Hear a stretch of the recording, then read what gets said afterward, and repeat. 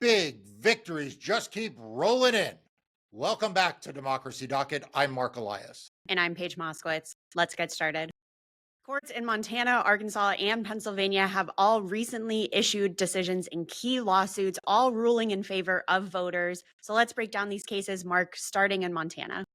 Yeah, so this Montana case was a big win for Montanans and for voting rights in that state. By the way, there is a big U.S. Senate race, for people who don't know, going on in that state between incumbent Democrat John Tester and the Republican challenger Sheehy. That may wind up being control of the U.S. Senate right there. So this is a huge decision out of the Ninth Circuit Court of Appeals. And basically, the Ninth Circuit upheld a lower court, a trial court decision to block a law that Montana passed earlier this cycle that did something really weird. I mean, it's like, we talk a lot about weird. This was weird. It basically created a crime to register in Montana without essentially canceling your prior registration. So if you move from one county in Montana to another county, or you move from New York to Montana or California to Montana, you were supposed to pick up the phone and, call the registrar, because Lord knows whether you could do this by email or online. And you were supposed to deregister. Well, that was just a trap for voters, particularly transient voters and people who are more likely to be moving around. And so good news. Blocked by the Ninth Circuit. Mark, how common is it for someone to be registered to vote in multiple states or even in multiple counties in the same state? And is that illegal anywhere else to be registered in multiple states? So it's very common, obviously, because people move, right? And so when someone moves from one state to another, or they move from, one county to another, or even within a county, people typically don't have on their moving checklist, call the registrar of voters in the place I am leaving to deregister. It's just, it's not part of the thing. And honestly, Paige, you and I have talked a lot about the interstate compact called ERIC, which essentially shares information between states, because oftentimes the way in which people get removed from the rolls is if these states have agreements with one another. Montana has a database, and in my hypothetical, California has a database, and they communicate and they say, hey, we're in Montana, we now have this person here, and California's like, good to know, because we had them here, so we'll cancel them, right? So, but if you don't have these interstate databases, they eventually get taken off the rolls after a certain period of inactivity. And it is very, very unusual. In fact, one of the points that the trial court made is that Montana is unique in passing this kind of law, although, Paige, we did see Georgia's Secretary of State, Brad Raffensperger, create a website to essentially do this, which then quickly got abused by people who were not removing themselves, but were removing other people as part of, a voter suppression effort there. So I do not recommend that website. And Paige, you and I did a whole video on that. Yeah, and people can click the link up above to watch that Georgia video. And Mark, to your point, it's not on people's normal checklist of things to do when they move to cancel their old voter registration. I can tell you, I moved out of Texas. I moved out of New York. I canceled my voter registration in both states when I moved. And both times when I called the office to do that, whoever answered the phone, the officials there, the clerks there, were like, that's not necessary for you to do. Like, we'll eventually cancel your voter registration if you're an inactive voter. But if you want to, you have to send in a written request. You have to fill out a form, send it back via mail. It wasn't something you could do over the phone or online. They wanted that paper form because, to your point, when a voter registration gets canceled, that's a big deal. So if you're requesting for a registration to be canceled, you want to make sure it's really the person, it's really the voter who is making that request, and not someone with nefarious intent trying to do a voter challenge. Right, which we saw in Georgia again. So I recommend people watch that video. But it is for a lot of these cases we've been talking about recently and are going to talk about today.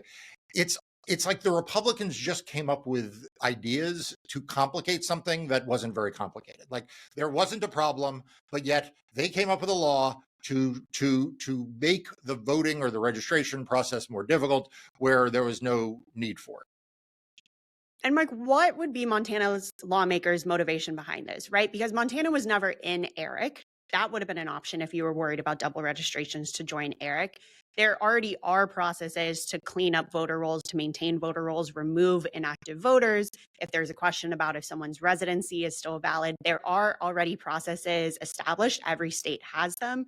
So, did lawmakers give any reasons as to why this specific law was needed, why it was necessary for them to make it a crime? Because it was a crime. It established it established criminal penalties to be registered to vote in multiple places. And by the way, that didn't mean that people were voting in multiple places. They were only voting once. Nobody was double voting. This was literally a law that made it a crime to be registered to vote in more than one place. Yeah. And look, Montana never really offered a straight answer to this. There was a suggestion during the legislative process that this was to actually prevent double voting. As you point out, this statute actually didn't prevent double voting. It prevented this registration business, and there already is a law against double voting. But that was like one thing that was offered. During some of the court hearings, the lawyers for Montana kind of argued, well, there's a lack of confidence in the voting system, and cited the fact that there were some insurrectionists from Montana that went to the Capitol. I'm not sure exactly how this statute was supposed to solve that problem, but that, maybe it was a confidence restoring measure. Again, doesn't really line up, which is why I think the courts found it so easy to strike this law down. My own view is that this was, the product of a vote suppression statute, that they have a very close Senate election, that Steve Daines, the chair of the National Republican Senatorial Committee, also from Montana, has targeted that seat held by a moderate Democrat, John Tester, have targeted that seat. And that he knows that, when you look at, the legislature knew that when you look at who is more likely to be Democrats, it's transient voters. It's voters who, move around a lot. And so this was a convenient way to both feed the big lie and election deniers, but also potentially have a partisan outcome in that Senate race. So this law remains blocked, but what happens next in this case? Well, so we wait and see, right? I mean, the Republicans have been very quick in some other cases to say that they're going to bring challenges, cases they lose, to the U.S. Supreme Court. We will wait and see if they do that. Everyone needs to make sure they are subscribed to Democracy Docket, because if they do file an appeal, the first place that will report on it undoubtedly will be Democracy Docket. The link is in the show notes below. But if not, then this law will stay blocked while the case proceeds on an orderly basis in the future. But for 2024, it will be blocked. And there was another big decision about voter registration rules out of Arkansas. Yeah, I mentioned that, sometimes it feels like the Republicans are creating laws or rules simply to make things harder. And this big decision out of Arkansas is probably Exhibit A. A federal judge ruled that the state cannot reject voter registration applications that have electronic signatures. Okay, so this will effectively open up online voter registration in the state of Arkansas. This is one of the states with the lowest voter registration in the country. So this is something that, Paige, everyone should be celebrating. But alas, we know that the Republicans are not celebrating. Right. And the circumstances of this case was really interesting because you had a civic organization in Arkansas, Get Loud Arkansas, who created this online tool to facilitate voter registration. Like you said, Arkansas has the lowest voter registration rate in the country. Only 62% of eligible citizens are registered. So this group created a tool to facilitate online voter registration. Originally, state officials had approved of the tool. They said electronic signatures should be treated no differently from a pen to paper signature. But the circumstances looked like that as news of this tool was spreading and it became clear that it was really helpful and really great at registering young voters and voters of color and minority communities in the state of Arkansas, the Arkansas Secretary of State reversed course and said that electronic signatures should be rejected and that these voter registration applications were not valid. Right. And that is what is so despicable about the facts of Arkansas. right? We've had in other states laws that are passed that ban electronic signatures, okay? And those are being challenged in states like Georgia and in Florida, and there was a case in Texas that was lost. But what made Arkansas different is that you have a state with low voter registration. You have a civic group builds this tool. You have initially the Secretary of State, sort of blessing it and it being a success, right? So at this moment, if you like freeze frame that moment in time, one would imagine that the Arkansas Secretary of State would have like done a joint press conference with the civic group that built the tool, right? Like, hey, look at what a great thing this is for the voters of the state that I oversee the elections of, right? Like, thank you. Like, here's a plaque. It's like, thanks to all of you for being our loyal subscribers and getting us over 100,000 subscribers. As a result, Democracy Docket gets a plaque, right? That says, what does it say, Paige? It says, if YouTube would give it to us, it would say like 100,000 subscribers milestone.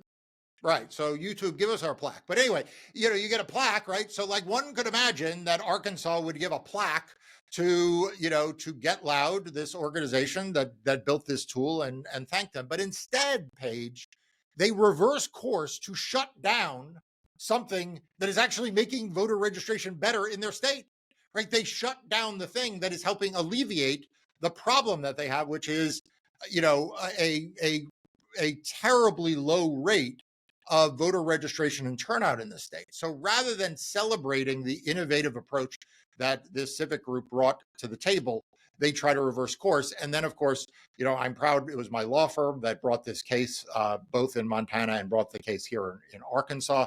And as a result, this federal court looks at this and says this violates federal law, and this is a no-go. So the current status is that Arkansas should accept electronic signatures for voter registrations. What's next in this case? Oh, they're going to appeal, right? I mean, because God forbid Arkansas allowed, voter registration God to forbid go Sarah vote without a Huckabee winning Sanders signature. wants more people to vote. Yeah. So look, we'll see where we go from here. But in the meantime, the good news is that the federal court has blocked this interpretation. This tool should be up and running, and I encourage people in Arkansas to take advantage of registering however they want to. Registering through whatever means, but it's really important that everyone be registered to vote and have a plan to vote. And not to sound like a broken record, but we are back talking about the state of Pennsylvania and the status of undated and wrongly dated mail-in ballots. We have yet another decision about whether these ballots should be counted or rejected.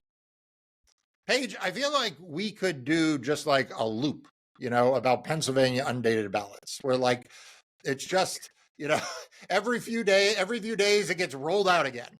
Mark, we literally have been talking about this for 2 years at this point about the status of undated and wrongly dated mail-in ballots. So we won't bore all of y'all with the details too much, but as a reminder, Pennsylvania mail-in ballots have an outer security envelope where voters are supposed to handwrite the date that they have completed the ballot on them.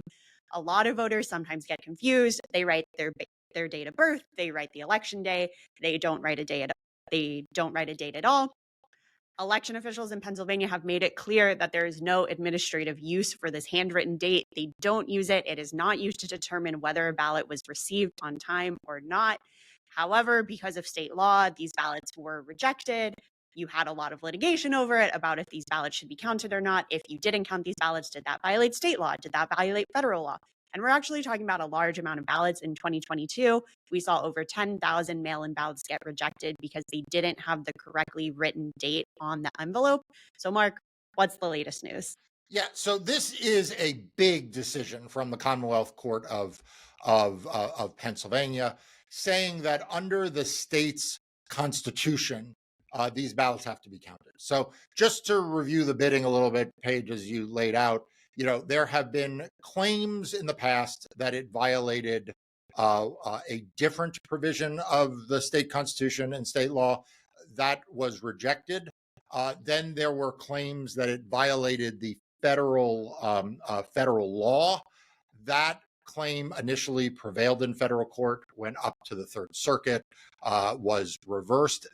Is still a federal case pending, which my law firm is involved in, claiming that this violates the federal Constitution, and we will wait to see what the federal court says there. But in the meantime, this Commonwealth court in Pennsylvania said that it violates the free and fair elections clause of the state constitution. So that is what the ruling is, that is the current state of play. The Republicans, of course, hate this outcome because in all of these states, they hate the idea that more people can vote. So they have already appealed this decision. The briefs have been filed. I really strongly urge everyone to go to Democracy Docket if you're interested in this case.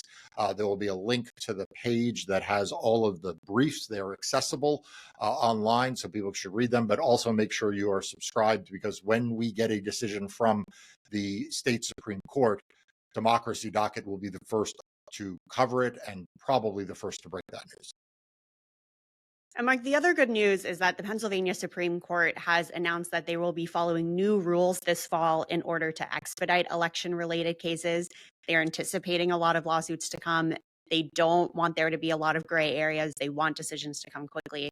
So we can probably expect a decision from the Pennsylvania Supreme Court about this case fairly soon, right? Yeah, and speaking of breaking news, I mean, I think it was Democracy Docket that actually broke the news about this new policy of the state Supreme Court to shorten what are already pretty short timetables, but to dramatically shorten them. The Pennsylvania Supreme Court is prepared for a volley or volleys of election-related litigation and has put in place an order to make sure that these are timely resolved. And I think that is an example that, frankly, every state court system, and frankly, even some federal courts, should be putting in place now to give litigants a sense of what the pace and the cadence of these cases will be. So there you can see that order also if you go to Democracy Docket's website.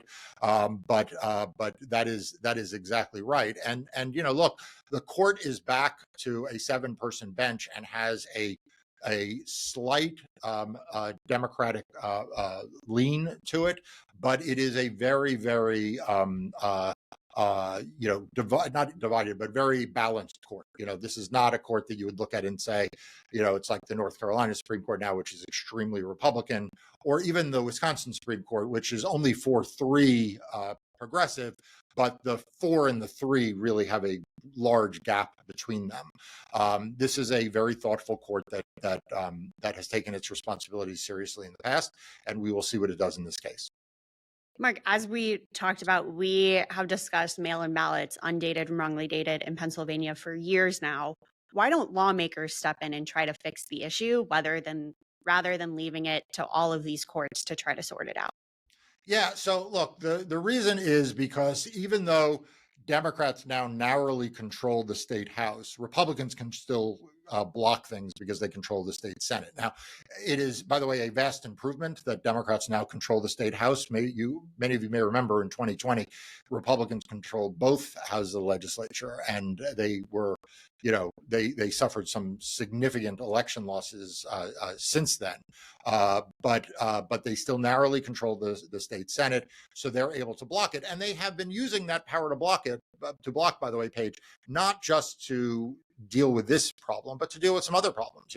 When Pennsylvania starts counting ballots remains, a mystery to people why they don't fix that and allow for the earlier pre-processing of mail-in ballots so the results can come in quicker in Pennsylvania. But the Republicans don't want the system to work. They don't want it to work in Pennsylvania. They don't want it to work in Georgia. They don't want it to work in, God knows, in Texas. They constantly are doing things to make the system may be more chaotic and less smooth and efficient, so that they can then turn around and say, look at this, the system wasn't as smooth and efficient as it should be. It reminds me, Paige, of all of the Republicans now in Congress who all voted against the infrastructure bill, now doing press conferences celebrating the infrastructure projects in their districts.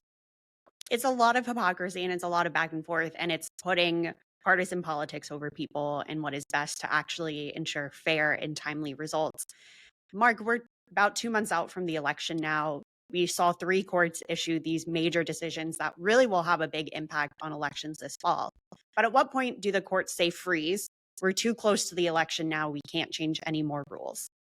Yeah, so it's a really good question. We've talked in previous episodes, and there's actually an excellent explainer on Democracy Docket about what's referred to as the PURCEL Principle. Now, what this principle exactly says and what its contours are is the subject of a lot of debate. But in general, what it says is that federal courts, it is a principle of federal court law, should avoid upsetting the settled expectations as to what the election laws and rules are too close to the election, right? Because it causes voter confusion and it causes problems for the administration of elections, right? If you're an election official, at some point you just need to know what the rules are, and changes in the rules become more problematic.